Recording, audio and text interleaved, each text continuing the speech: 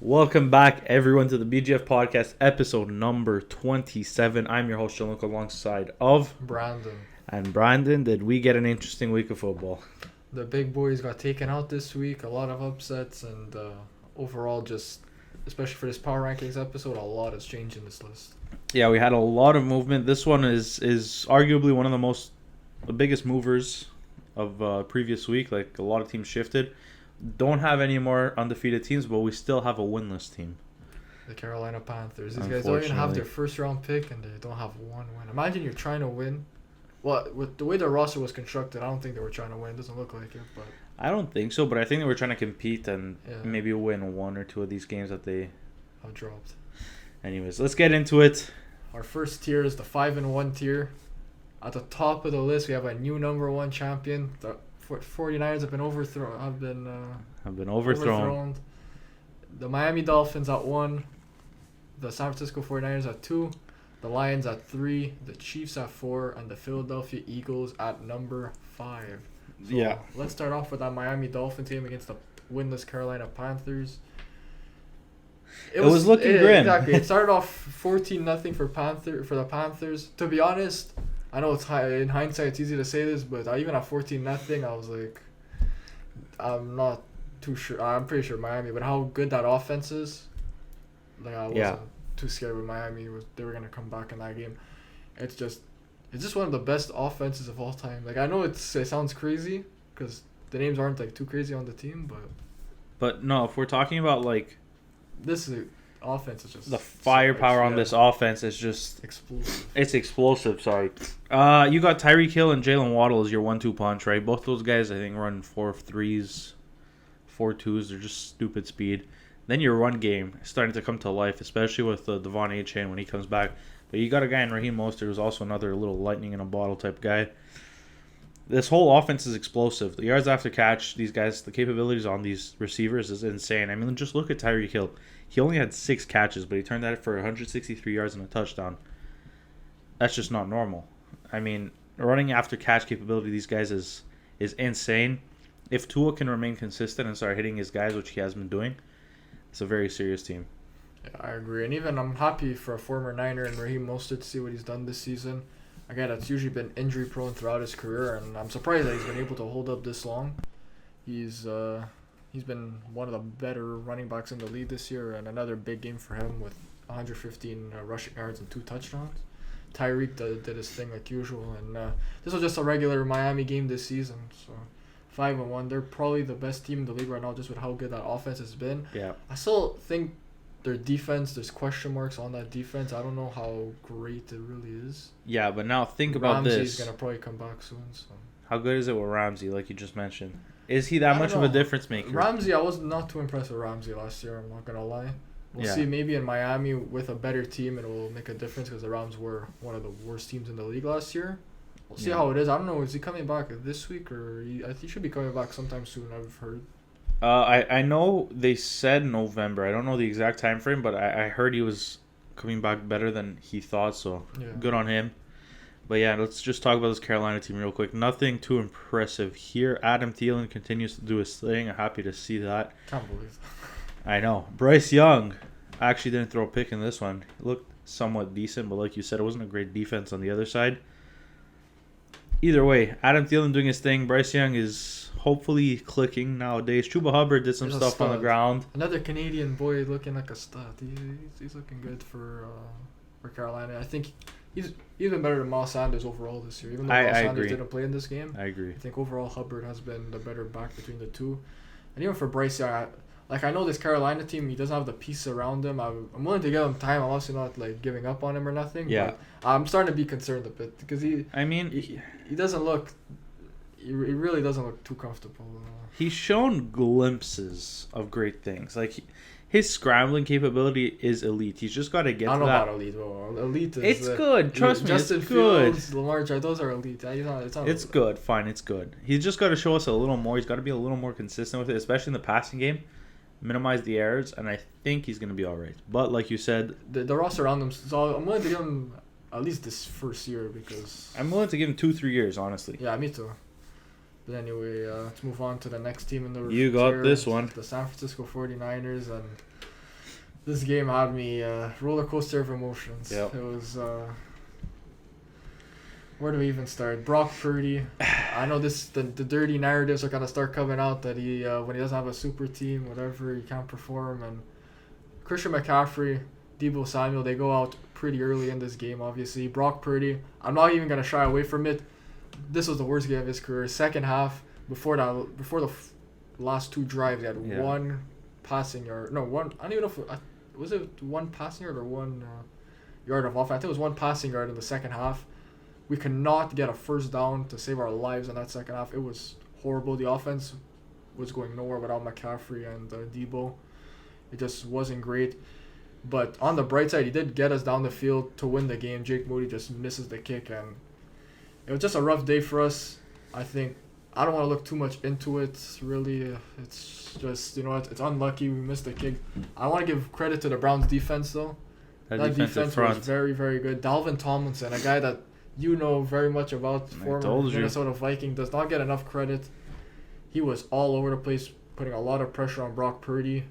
Myles Garrett doing his thing. I found he was all right, but he was commanding double teams like he will do, and even their linebacker group, their secondary, just a very good underrated defense in Cleveland, and I think they got an argument for like a top 3 defense in the NFL right now. I think between us, Cleveland, and the Pittsburgh, Steelers. I think those are probably the top 3 right now. And then Dallas obviously can mix in there.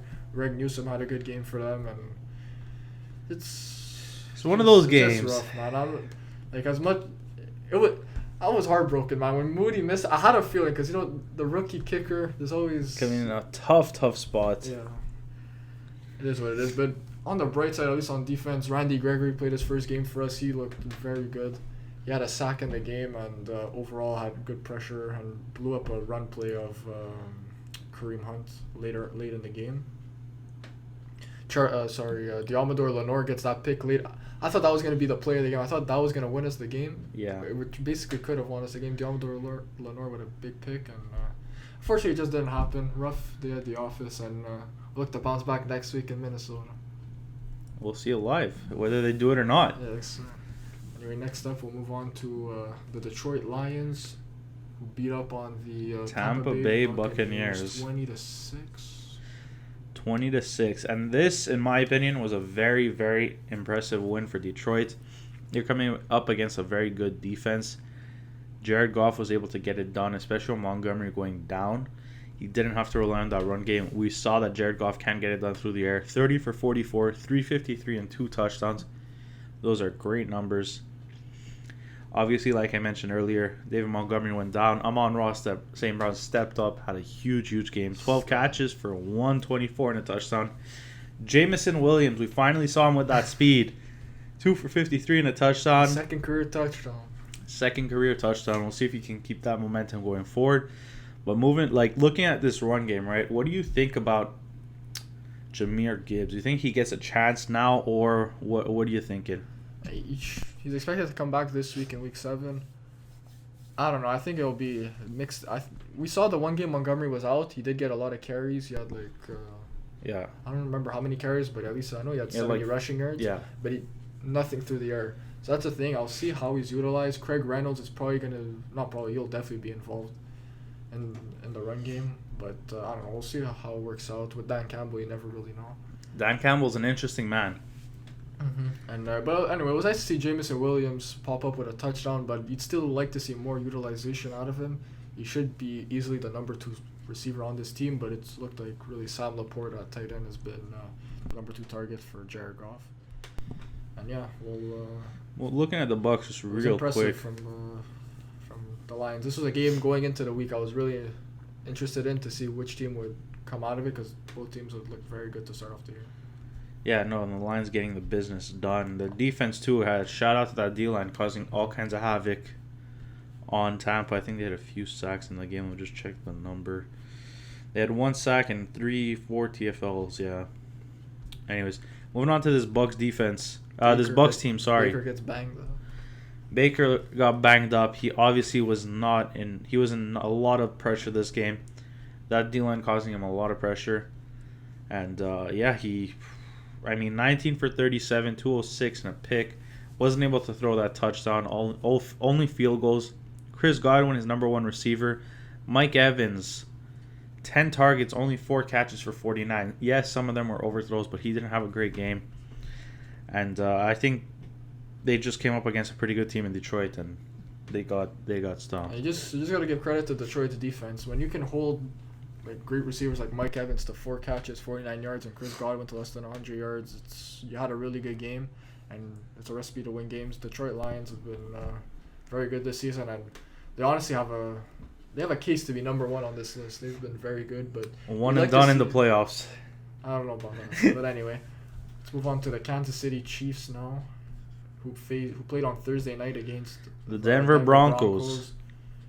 A pretty dull game in my opinion. It was nothing too great. They just covered the line at 10.5. Yeah. And since we didn't go over that, actually, I won this week. I'm back. Three wins in a row for me. I'm up 3-2 right now. And in the Survivor, we both also... we both covered it. We both got it, so... Brandon was shitting his pants to the Survivor, yeah, exactly. But it's okay. He got it done. The Bills almost fucked it up. Could have been a pass interference on that, but anyway, we'll get into that later on when we discuss the Bills. Kansas City 19-8 win over the Broncos. To be honest, this game it feels like it was so long ago. It was long ago. So honestly, just quickly on this one, Mahomes doing his thing. You know, he threw for 300 yards, got that touchdown, also got that pick. Was efficient considering what he had. Pacheco had a decent outing, 16 for 62 against this defense is pretty good. 6 receptions. 6 receptions on the day. You know, Mahomes literally utilizing every single receiver on his team, which is nice to see. Kelsey got his touches. But the thing with Kansas City and what we've been saying is this defense, man, is really underappreciated and underrated. Holding the Broncos to basically 0 points until the last 5 minutes of the game. That's just crazy. Good on this defense. You know, we're not used to seeing a Kansas City team being carried by their defense. Usually it's the other way around. And if Mahomes can start hitting it, if his receivers, can start, getting into rhythm and finding, this can be a serious freaking team. Obviously, they're always serious with Mahomes, but man, if this defense keeps playing at this level, that's an elite team. I agree. And Denver's offense, just for Denver, this game was the opposite of what it's been all season. The offense wasn't able to produce, which it had all season, and the defense kind of kept them into the game. And I don't know. I felt like Kansas City was going to win this the whole time. It was really just Denver, another season to forget for these guys. Russell Wilson can't even get over 100 passing yards. It's rough, man. I guess they're going quarterback in the draft. I don't even know if they could afford to do it. How much money they have? How many years after this year? It's going to be 3 years left on Russell? 3 or 2. I want to say 2, but it could be 3. You might be right with that one.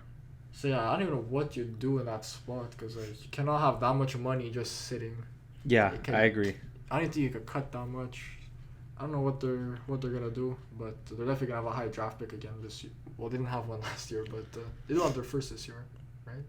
Yes, they do. This is the first time they're gonna have their first. So yeah, hopefully they can do something in the draft. Anyway, let's move on to the last team in this tier, the Philadelphia Fleecels. Now this I'm excited to talk about. I'll let you cover this one. I know you were ready.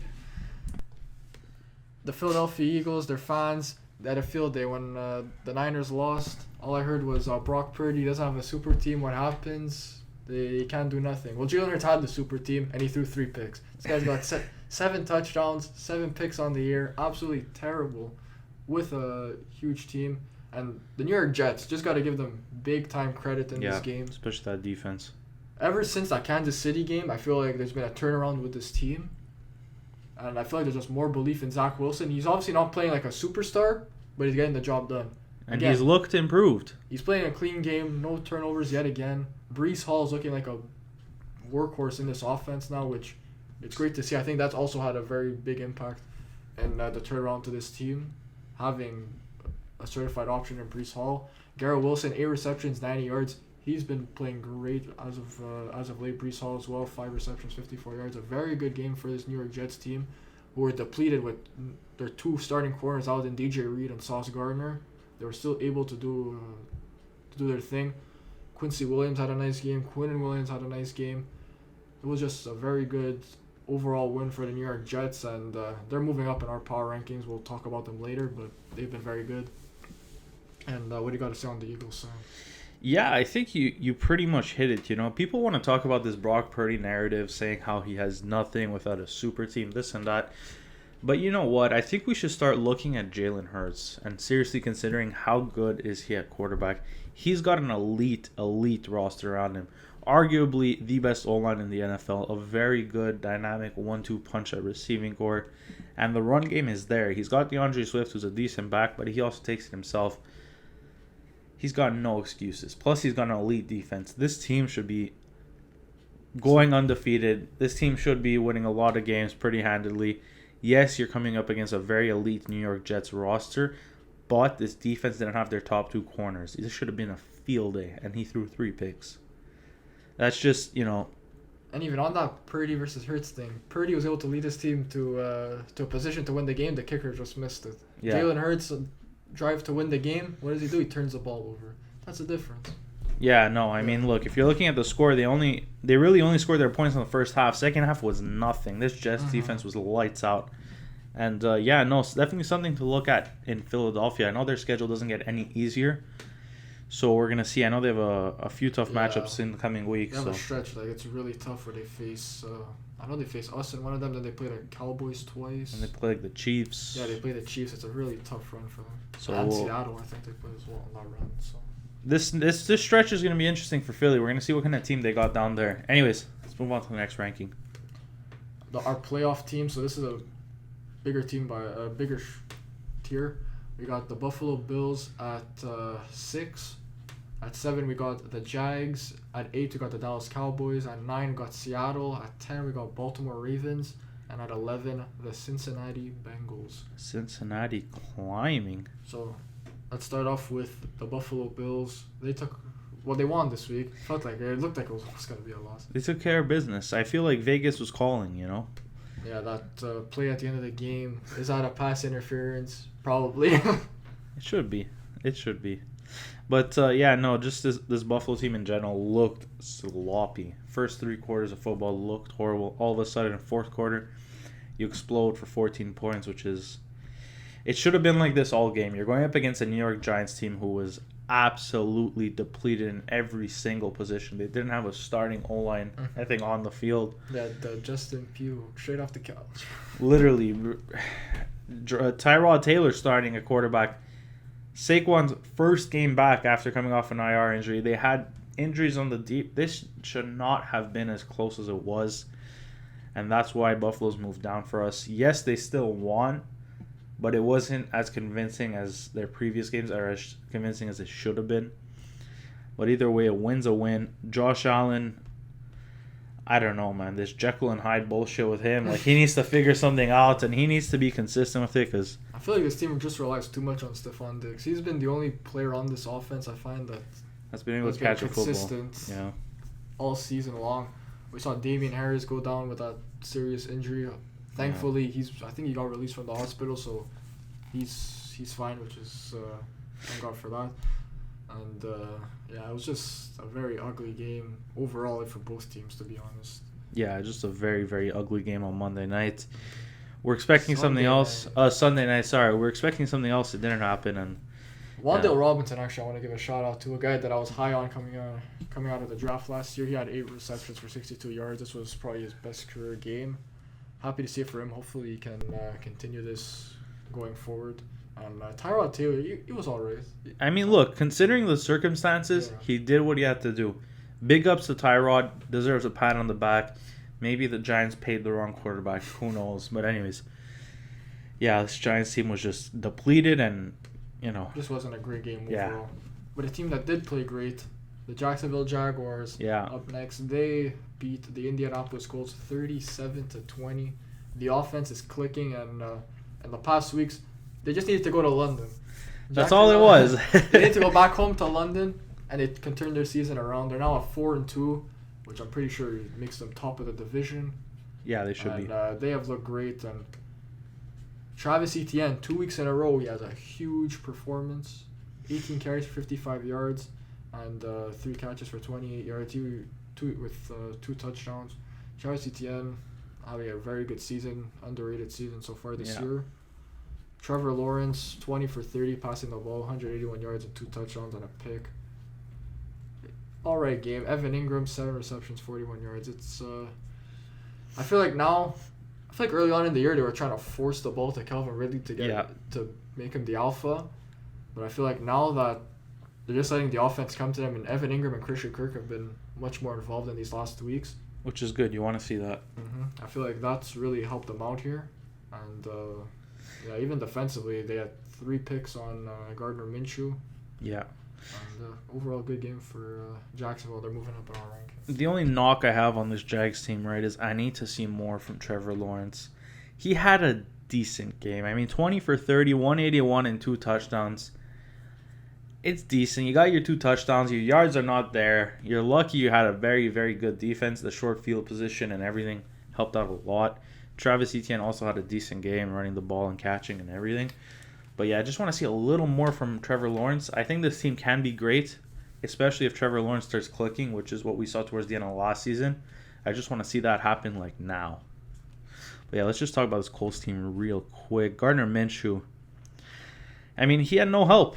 That run game was not hitting. They were down bad pretty early, so he had to start throwing off the bat. He went 33 for 55, 329, a touchdown, and 3 picks.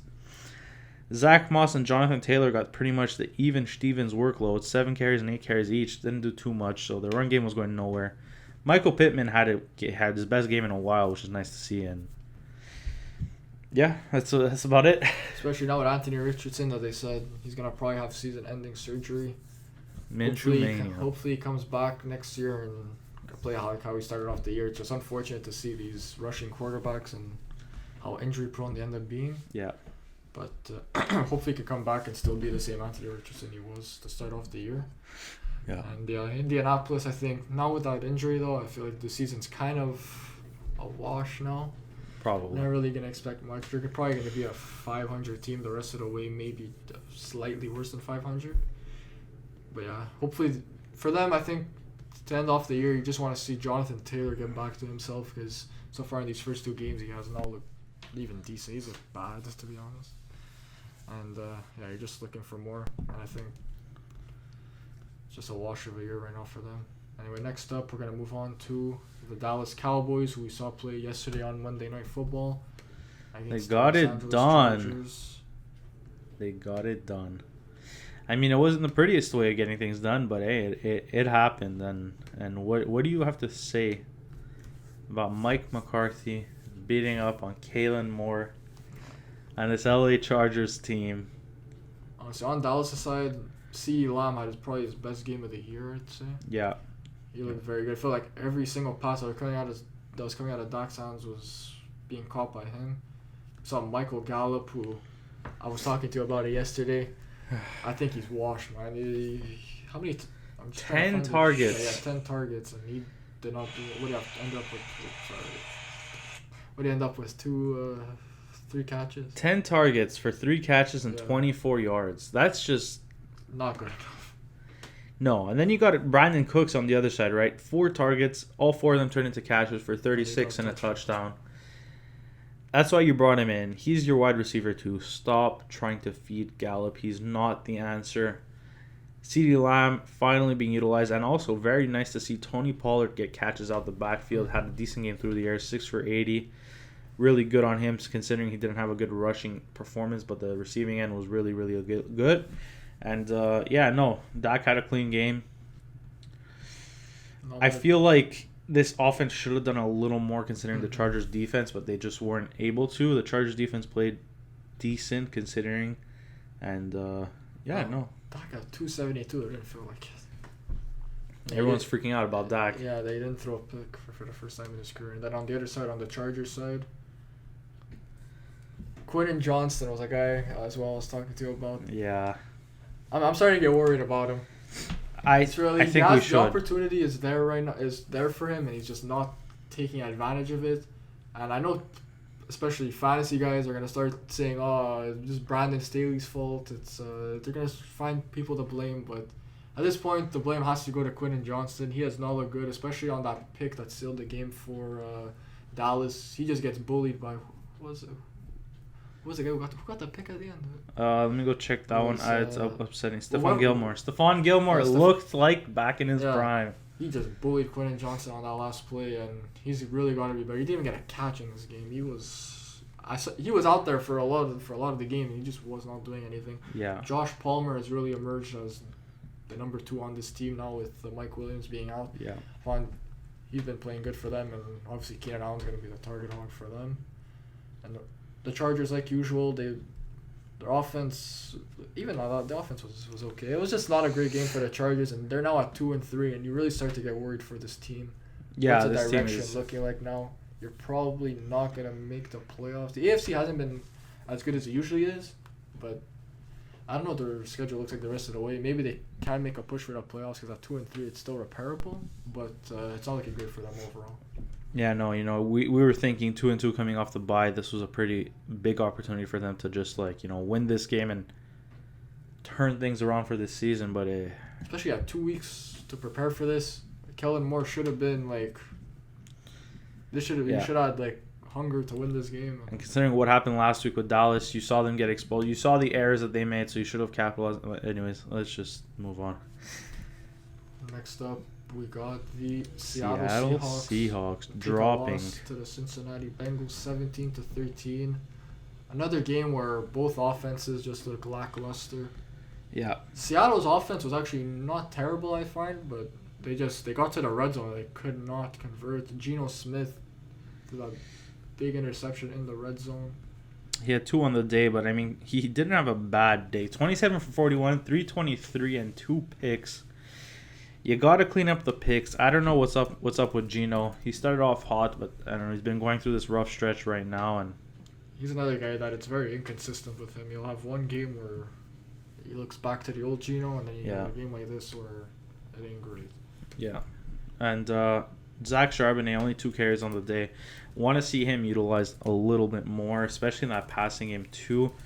Got Kenneth Walker basically being the workhorse on this team, which is good, but 19 carries for 62 and a touchdown. Didn't have a great game. He got 3 in the air for 27. It was a whatever game from the Seahawks. But the Bengals, like you said, they were able to move the ball a little bit better in the red zone, especially Joe Burrow had those 2 touchdowns. He did have a pick. Still not looking like his old self, but, at least he's showing glimpses. Yeah. Jamar Chase had a decent day, 6 Tyler catches Boyd for 80 was yards. Tyler Boyd, 7 for 38 and a touchdown. Even T. Higgins, I'm trying to be concerned with him, man. All season, he's had a really tough year. But it's because I feel like with T. Higgins, right, is just the Joe Burrow inconsistency is really screwing him up. Because when Joe Burrow's hot and he's hitting his receivers, T. Higgins is a stud. Mm-hmm. But when he's cold like this and, trying to get back into it, he hit Chase 13 times. Only caught 6 of them. He overthrew him a few times. His throws weren't perfect, and I don't know. He got bailed out by the defense this game. They did. And coming off last week against Arizona, where the offense looked like back to its former self, you thought they would kind of push on, and that would be the end of their struggles, and they would just go back to being themselves. It unfortunately wasn't the case for them. They still pull out a win. The defense does it for them, and on the Seahawks side, also Jackson Smith and Jigba has probably his best game of his career. Yeah. It wasn't nothing crazy there, 4 receptions for 48 yards. And one thing, though, this receiving class has been pretty disappointing this year. Yeah. The best receivers by far has been Puka Nacua in this class. Yeah, coming 1,000%. out of the 5th round. And then you're looking at Zay Flowers, who I think as well has had a good year. But besides that, Addison's been okay. Addison's been... Addison's he's done what receiver. you thought he'd do. Right, he's a good receiver. It's just I don't think he's really getting the opportunity. I think KJ Osborne's been kind of in front of him. But anyway, that's a different conversation. Talk about that later. Don't worry about it. And you look at Quentin Johnson, we talked about earlier, not great. JSN, not been great. So the first round receivers have not looked too good in this class. And hopefully they can turn it around. But to start off, it has not been great. Yeah, I would agree with you. The Baltimore Ravens, who beat the Tennessee Titans in London at Tottenham Hotspur Stadium. 24-16. One of the better London games so far. It wasn't great by any stretch of the imagination, but it was decent. Lamar, 21 for 30, 223 and a touchdown. He did have a pick. He also ran for 62 on the ground. Had a decent game. First half, he was looking very good, and then the beginning of the third quarter, it was rough. He throws that pick, and Tennessee was coming back into it. They were coming back into it. Then Tannehill gets injured. Malik Willis comes in. He looked all right. The stats look way better than it looked like. Because there was one drive that he was in where he got sacked like 5 times on the drive. Well, there was that one red zone drive where he was in the red zone. It was literally first and goal at the one. He got a pass interference. And he gets sacked. And then they're like, okay, for second and goal at the 10. Then there's a holding call. So then they're backed up at the 20. And all of a sudden it's like, okay, field goal or nothing. Then he gets sacked again. And did they even get a field goal out of it? I think they did get a field goal out of it. But it was a deep shot where they were at the 1. Should have just run it. You got Derrick Henry. I know he hasn't been great, but you got to use him in that spot. Plus, speaking of Henry, didn't have a bad game. He busted a big row, I think 50-yarder. Second quarter, I'm not too sure. He had 12 carries for 97 and a touchdown. One of his more consistent games. He's looked iffy to start the year, but definitely getting back into it. Just the thing with this Tennessee team, right, is Ryan Tannehill was in for what, 3 quarters about? Oh, this guy throws 76. And he threw for 76 yards and a touchdown. Malik Willis comes in 4 for 5, 74, and no touchdowns, no picks. Like you said, one of those drives was not too great on his end, but I mean, hey, you know what? But if Tannehill is healthy next week, I'm guessing with this team, if Tannehill's healthy, he'll play anyway. But if it was your choice, who would you play out of these 3 quarterbacks that they have right now? I would honestly run Malik Willis, see what you got with him next week, and then try Will Levis the week after. Just see where you're at with your quarterback situation, because Tannehill is not the answer. And Tennessee now at 2-4, like, you're not making the playoffs. No. Like, I know Mike Vrabel's style is to always just go and play to win, and he would never want to tank, but this team is just not good enough at all. Like, your leading receiver was Tajay Spears, and it was that late garbage time Big time play, yeah. Besides that, nothing was happening in this game. And it was just very rough. You barely went for over 100 passing yards. So. Yeah, it wasn't pretty. On the Ravens side, good game for them, honestly. They got back on track after losing They lost the week before, right? Yeah, they lost to the Steelers 2 weeks ago. Whatever, anyway, yeah. They bounced back after a rough start to the year. Mark Andrews, 4 receptions, 69 yards. A decent game for him. Zay Flowers, 6 receptions for 50. Again, looking like the leading receiver in this class. And overall, decent game for them. Their defense really showed out. Marcus Williams had a good game for them. Patrick Queen as well had a sack and a TFL, which looked good. And Jadeveon Clowney, this was the best game in a while for him. The best game in a long time against his former team, too. Yeah, so... You know he wanted that one. Baltimore 4-2, have the lead in the division, and hopefully they could take a stronghold on it. Now that Cincinnati is kind of coming back a bit, we'll see. It'll be interesting to see how it plays out. Watch out for them Steelers, Ravens. Watch out for them Steelers. Yes, sir. Next up, we got the Cincinnati Bengals, who we did talk about earlier, so we'll move on to our next tier here. Moving on up tier, the Cleveland Browns, the New York Jets, the Houston Texans, the Pittsburgh Steelers, and the Tampa Bay Buccaneers. So firstly on the Cleveland Browns. I know we talked about them before in the Niners game, but I kind of want to give them a bit more credit because I feel like we just talked about the defense. On their offense, Kareem Hunt had a nice little outing. Comeback game for him. So far he had came back and he wasn't up to speed yet, but this was just the run game in general. I feel like was giving us a lot of problems, and especially on the screens. They were running a lot of screens for Njoku and Ford and Hunt. I feel like that was giving our defense a lot of problems. So that was good just to get, PJ Walker's not going to be slinging the ball downfield. So to make him comfortable getting those nice little chunk plays. Yeah. And Amari Cooper, he made big time plays. He had one play where he just mossed Diamador Lenore on his head top. And he made some nice plays for them. And overall, Cleveland, good game for them. And you beat a very good San Francisco team. So a positive for them, and now at 3-2, they're also fighting for the division. Yeah, I mean they're definitely back into it. So good on Cleveland. We'll see what they do next week. Hopefully, keep this momentum going. Next up, the Jets, another team we talked about earlier. Do you have anything you want to add on them? No, just elite defense and Zach Wilson showing progress. Aaron Rodgers apparently is rumored to come back this season, so Not even a month out of him having the surgery, and he's already. I mean he's out there, he's throwing the football, and people are saying after the bye he's playing. I don't know about that I one. don't know about that one, but maybe before the season's done. Maybe, so we'll see. I mean, anyways, let's move on to the next team, Houston here. Houston, who beat the New Orleans Saints. A good performance, 20-13 win for Houston. CJ Stroud throws his first pick of his career. Mark that down in your calendar. First pick of his career. They get the ball back after he threw the pick anyway because they end up fumbling it, but still threw his first pick. And no Tank Dell in this game.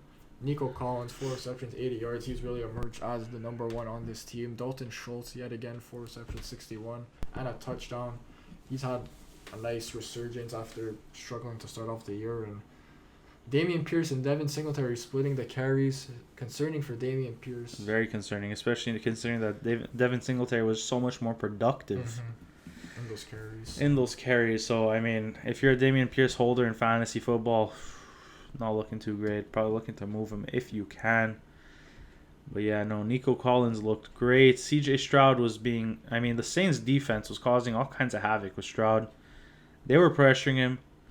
And defense as well looked very good for them. We saw at the end of the game, was it Henry Toto, whatever his name is, made a nice little play to win them the game.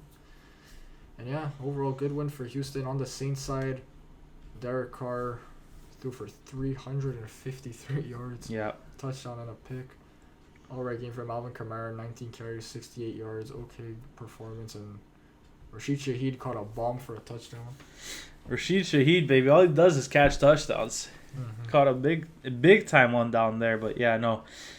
Derek Carr's back. I mean, Taysom Hill had 7 catches for 49 yards. Jesus, I didn't realize that. Yeah, I didn't realize that. That's crazy. Jesus, I didn't know it was 7. I knew he was involved, but holy crap, that's a lot. Even Kamara had 7 receptions. Olave 7 for 97. Even Chris Olave again.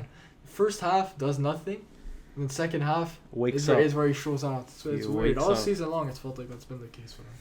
Yeah, no, but concerning that this New Orleans team wasn't able to put up more points against Houston. Good on Houston for winning this and moving on to hopefully try and compete for the division. Both these teams now at 3-3. Going to start off very good, but now they've taken a few losses here.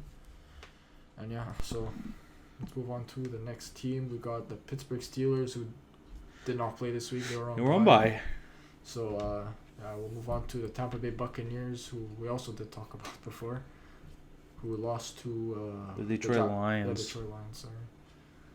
Anyway, next up, the middle of the pack tier here in our power rankings. Oh, baby. We got the first team in this tier, the Washington Commanders, the New Orleans Saints, the Atlanta Falcons, the Las Vegas Raiders, the Los Angeles Rams, the Indianapolis Colts, and the Los Angeles Chargers. So first up, the Washington Commanders, who we haven't talked about yet, beat the Atlanta Falcons in 24-16. I mean, this Washington team is up and down. I don't understand them, man. I never know how to feel about them going into any single game. When we do our picks, I never know what Washington are we getting. Yeah. I mean, Sam Howell, 14 for 23, 151, but he threw 3 touchdowns. I mean, obviously the defense helped them out with great field possessions. I know they turned the ball over a few times, and great game on their defense. But yeah, no, their offense, I don't know if it's good. I don't know if it's bad. I don't know if it's average. I think it's average. I think it's this average is probably fair, but I think it's been better than usual with Eric Bieniemy this year. It probably has been. Terry McLaurin had a nice game for him. 6 receptions for 81 yards. Nice. And even Curtis Samuel, I've been impressed with him this season. Jahan Dotson was supposed to be the certified number 2 on this offense going into the year, and he hasn't really made a big impression. He was held to 0 catches in this game. Yeah, which is not good. You don't want to see that. He only had 1 target. Yeah, Curtis Samuel had the touchdown all year, has been good for them. Brian Robinson, 10 carries for 31 yards. Okay performance from him. He also had the touchdown through the air. And, good game for Washington. Their defense came to play like it usually does. Cameron Curl had a very good game for them. I feel like he's a guy who's not really talked about too much, but he had a very nice game for them. And yeah, overall we saw this was a special game for us as Montreal people from Montreal. We saw Benjamin St. Juste and what's his name, Matthew Bergeron play in this game. Both guys from Quebec. Montreal, so baby. good on them. We don't see many Quebec football NFL players, so that was cool to see them after the game with their jersey swap. And a very nice little spot there. And then just to touch up on this Atlanta team real quick, Desmond Ridder finally slinging the rock. He threw 47 passes, only completed 28 of them for 307, 2 touchdowns, 3 interceptions, though that's a bit concerning. He did have some boneheaded throws. But Bijan Robinson was being bottled up this game. 13 for 37 through the ground. Tyler Algier was more productive. He's kind of hitting a rookie wall. He's still producing decently. Yeah, because I mean he's got that dual threat capability. For his standard, it feels like he is hitting a rookie wall kind of right now. Yeah. And I mean, nice to see Drake London catch for over 125. This is a Drake London we expected. This is what you need to do, Artie Smith. I think he's realizing it. And Kyle Pitts also had 4 catches for 43 and a touchdown. Want to see him involved a little more. For Pitts, this is a sufficient game. This you can't complain. You can, but I mean, I just want to see him do a little more. Yeah. Anyways, let's move on here. To what do we have next? The Las Vegas Raiders who beat up on the New England Patriots. New England Patriots. They didn't even beat up on them. It was actually a close game. 21-17 win. The Patriots scored 17 points on you. I'm disappointed in Vegas. We saw Jimmy Garoppolo go down in this game. He was taken to the hospital, and Brian Hoyer didn't have a bad game against his former team. Didn't have a bad game. Yeah, he didn't really have to throw the ball too many times. 10 pass attempts. Josh Jacobs, 25 carries for 77 yards. Nothing great. We saw him get abused. 25 carries, baby. Mm-hmm. Michael Mayer had the best game of his young career so far. 5 receptions for 75 yards. Yet we hadn't seen him being utilized much this year, and nice to see him get some utilization in this game. Jacoby Myers as well continues on his great season he is having. Really showing the Patriots what they're missing. That alpha wide receiver. I didn't realize against his former team as well. Devontae Adams was completely shut down in this game. Only 2 receptions for 29 yards. You won't see that very often with Devontae Adams. And Max Crosby, yet again, a very good game for him. Has half a sack, and he's just one of those guys. He's a game breaker. We were talking about it a few days ago. And who you think is the best quarterback in the NFL? And you gave me a little hot take shout, and you said Max Crosby, which I didn't really hate, but I mean, you can expand on that. So I mean, looking at Max Crosby, right, he had that huge tackle and that pass breakup at the end of the game to win them this one, and he's done that now 3 times this year. I know last week when they won, he was the reason for that. He sacked him at 4th down. It was something crazy. Just whenever you need a big play on this defense, he's there. And he's there all game. He's got some sort of engine that doesn't stop. And he's just really, really underrated and underappreciated. I want to see this man on a different team. I think he deserves it. I think he should definitely be nominated for Defensive Player of the Year. Mm-hmm. He's up there in contention. He may not have the numbers, but if you watch these games, he is the difference maker on that defense. Definitely agree. I'd love to see him on another team because look at this Raiders team. Besides him, there's really not much on that defense. There's not much. And the worst part is you try doubling him, but this man moves around everywhere on that D-line. He lines up on the right side, then he lines up in the middle. He lines up on the edges. He lines up everywhere. He tries to find the mismatches, and he hits from anywhere. He is elite at getting after the quarterback and one of the best at it in the NFL right now. Mm-hmm. And moving on to this Patriots thing, I just want to quick shout to Ramondre Stevenson finally coming to life. Yeah. He's back. Finally saw him. 10 carries for 46 and a touchdown. It wasn't the craziest game, but he also caught 5 for 24. So, I mean, got that dual threat capability, and he's utilizing it a little bit more. Kendrick Bourne. Best game, I think, of the season. 10 for 89, 11 targets. If it isn't Ramondre or Kendrick Bourne, you're not really getting much out of this team. No. And also, Tyquan Thornton, your boy, came back this game. First game back, didn't run many routes. I mean, 1 catch for 6 yards on 2 targets. He's gradually going to get back into things. I'm excited to see what he does. Just keep an eye out on him. Mac Jones, though, I have to give him a little shout here. He has a very underrated deep arm. It's not that bad. Mm-hmm. I mean, he hit, I couldn't remember who, I think it was Hunter Henry or Devontae Parker for like a 60-yard ball. And he just dropped it. I mean, and he's done that a few times this season. He has a decent arm. And I don't know, maybe with Tyquan there running those routes instead of Devontae Parker, that's a touchdown. But we'll see what the Patriots do. This team is just decimated. We know without Judon and Gonzalez, defense is not great. Might see Caleb Williams starting for this team next year. Most likely.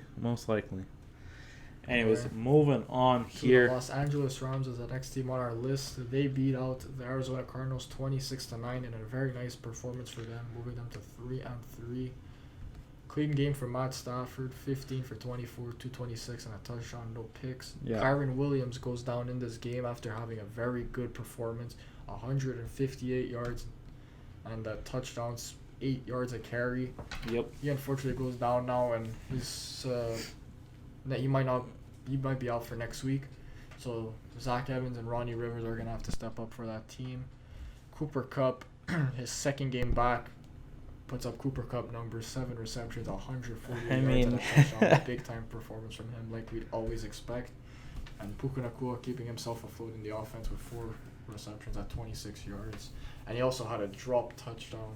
He did have a drop touchdown, which was ugly. I saw that and I was like, oh, fuck, poor kid. Yeah, and overall, moving on to Arizona's side, the story, the fairy tale might be over, man. Might be. Especially with James Conner not being there anymore. It's just not much to talk about here. It was not a pretty game. Jay McBride probably has his most productive game as an NFL player, but not much really to talk about on that Arizona side, only putting up 9 points.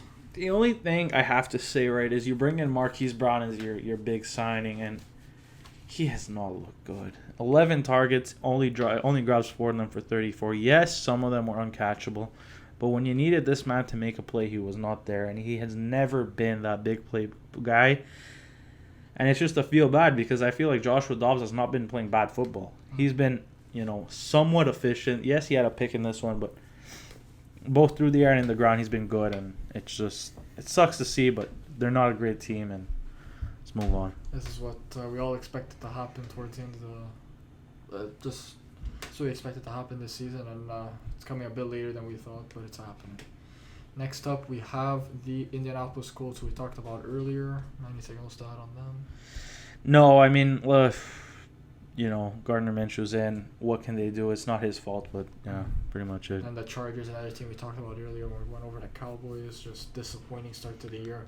And we're going to move on to our next tier now, the below average tier. Where we got your Minnesota Vikings as the first team in this tier. They're moving up. Not too high, but they're moving up. And then the Tennessee Titans and the Green Bay Packers. So let's talk about this Minnesota game. We've talked about almost every game, but we finally reached this Minnesota game. And let's hear it. Minnesota. You go up against Chicago. Your defense is playing lights out. I think you had something like 3, 4, 5 sacks on Justin Fields. Something crazy. Guy goes down. All of a sudden, what do? You're on offense. You're up 12 or 13, whatever the number was. You run it. You try to kill the whole second half, and you make Tyler Badgett and the Chicago Bears fucking come back into this game. It should not have been close. Kevin O'Connell, we need to have a serious discussion about this man. His stubbornness is turning into stupidity. The fact that he is running Alexander Madison 18 fucking times for 44 yards is not great. You're playing the Chicago. This defense sucks. You got Cam Akers for what? You trade the Minnesota Vikings before entering this football game. We're the only team in the NFL where their running back has not broken a tackle. Every time he gets touched, he goes down. He's not a great back. He has no vision. There was this one play that Darisaw made where he literally pancaked 3 fucking players. What does Madison do? He runs into the pile. There's like absolutely zero vision from this man. It's not his fault. First year back, maybe doesn't see it. He's running behind Dalvin all this time. I don't know what it is. But then you bring in a guy like Cam Akers who only had 1 carry in this game for 8 yards, and he broke a tackle. He's the only running back in this locker room that's broken a tackle, and he's only played 3 games and maybe had less than 10 carries. Your stubbornness is turned into stupidity. The fact that you're running the clock with Alexander Mattison is pure stupidity. Cam Akers on 1 carry was way more efficient than Alexander Mattison. You brought in a guy like Dalton Reisner, who has not seen the field until last week. Why? Because Ezra Cleveland went down with an injury. That's just stupidity. Ed Ingram comes in and he had a decent game, but he had 2 mistakes. And what were his 2 mistakes? Turnovers. Why? Because he's not a great right guard. You brought in Dalton Reisner for what? To ride the bench. Stupid. You're up 13. You should have stomped these guys. Why the hell is KJ Osborne your number 1 wide receiver on this team when you drafted Jordan Addison? KJ Osborne had 4 catches for 48. Jordan Addison had 3 for 28. Jordan Addison being used in like this short of the stick slot type of role is just stupid. You got Brandon Powell, you got Jalen Naylor, you got all kinds of guys at the receiver who are just itching to play. You don't use them for it. It's just frustrating. I could imagine, especially with Alexander Mattison. It's just I don't get the frustrating. fascination with him. I don't know if promises were made earlier in the year that they have to keep or what. But I don't get why this guy gets so many carries. I don't understand it. I do not get it, especially with the Ed Ingram. Your offensive line, all right, you have, I think on PFF, the best rated left tackle, the 6th best rated right tackle, the 2nd best rated center. Your left guard's top 15, and then your right guard is ranked 28th. That's your hole. And you're bringing a guy off the free agency to do what? To sit on the fucking bench. It just makes no sense. Kevin O'Connell's stupidity and horrible, horrible game management has cost his team 3 games. Mm-hmm. I feel like the defense has been able to hold up for you guys. I feel like the defense has been good solid all season. You got guys like Daniil Hunter, who 9 sacks on the year, and I haven't heard a peep from the media out of. You're not going to hear a peep because, I mean, Daniil Hunter plays for the Minnesota Vikings, and the media jackals fucking hate us for whatever reason. He's been one of the best edge rushers in the NFL so far this season. DJ Wanham having a very underrated season, too. 1 sack on the day for him in the TFL. Jordan Hicks has that pick six. It was pick 6, right? Yeah, it was a pick 6 and score. He has a pick 6. Byron Murphy gets the game-clinching interception at the end of the game as well. He had a decent game. He held DJ Moore to what? Let me just go check that real quick. DJ Moore had, I think, 3 catches for 30-something when he was in man coverage. I was reading that stat. On the day, he had 5 for 51. Forced fumble as well from Byron Murphy, so... Decent game on him. Would you say this is his best game as a Viking? It is his best game as a Viking. Obviously, coming up against the Bears, not great. And, I mean, whatever. You made Tyler Badgett almost drive this team back into the game. Just kind of crazy. I'll see Justin Fields if he is injured or if he'll be back soon enough. I think he's a dislocated thumb. I was going to say, it does look like he won't be back by next week. Deonta Foreman in his first start with the Bears, 15 carries, 65 yards, an okay performance for him. And yet again on this Bears offense, it just seems to be their passing offense at least. Just seems to always be DJ Moore. Yep. Is really the only guy that gets the ball. 5 receptions for 51, 8 targets, and. Hey, listen, we played elite. We played elite on the defensive side of things. Mm-hmm. That's the thing that sucks, because I feel like when I hear people talk about the Vikings, they talk about how bad the defense is all the time. They're not bad. But they're actually not a bad defense, and they get a bad rap. I don't think it should really be like that. I feel like the offense, and again, they fumbled the ball twice, and it's just... Ed Ingram. It's just, I don't know why is it such an issue? Like, Ed Ingram is... Well, like I said, Ed Ingram played a decent game. You're playing against the Bears. They don't have a great defense. He had 2 mistakes in this game. His 2 mistakes were fumbles. And he's still playing next week, and he will still play for the rest of the season because we have a stubborn fucking head coach and a stubborn fucking GM that can't realize when they're wrong. They sign free agents to sit them on the bench and keep the fan base calm. It's just stupidity. We are never going to be a great football team with that mentality. And I think, honest to God, we hired a freaking nice guy who doesn't know what the fuck he's doing on offense. He's Can't a yes. motivate anyone. He's a yes man. He's a yes man. And then we hired a fancy GM who talks all fancy. He says all these big words. Impresses the media with how charming he is. Doesn't know his head from his fucking ass when drafting a football team. It's unfortunate. But anyway, we'll be at the game next week, so you can vent your frustrations there. Anyway, we got the Tennessee Titans next. We talked about them. Green Bay, who was on bye as well. They're really dropping in our rankings as of late. Yeah. And our next tier now, we'll get into that. The Arizona Cardinals, it's the basement of the league tier. The Arizona Cardinals, the first team in that tier. Then we got the Denver Broncos, the Chicago Bears, the New York Giants, the New England Patriots, and bottom, yet again, the only winless team in the NFL, the Carolina Panthers. So, we went over all these teams, I think. Any last minute thing you want to just touch up on here? Over Arizona, we said it's looking rough for them. All these teams are looking rough for them. But out of all these teams, who would you say you have the most hope for to kind of get out of this tier at one point? No. I mean, I think that's going to be the bottom 5 for the rest of the season. I can't even lie. Maybe it's shifted around. I could see maybe the Giants, if they get healthier with Andrew Thomas coming back, maybe they do something. They get out of there. Maybe the Broncos. Maybe the Bears. I don't know. Maybe the Bears. I don't know about that one. I think we kind of exposed Fields in this one. I can't even lie. But anyway, that's going to do it for our power rankings. Hope you guys enjoyed it. We'll be back next week in 2 days on Thursday for our spreads episode. Yep. Where we'll see if you can tie it up.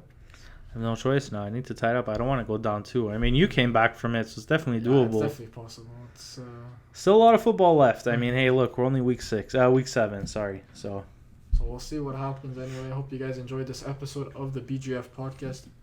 And we'll see you guys next time. Don't forget to leave a like and subscribe. Yes, sir. See you. The like button really helps us out, so don't forget to like the video. We'll see you guys next time. Bye.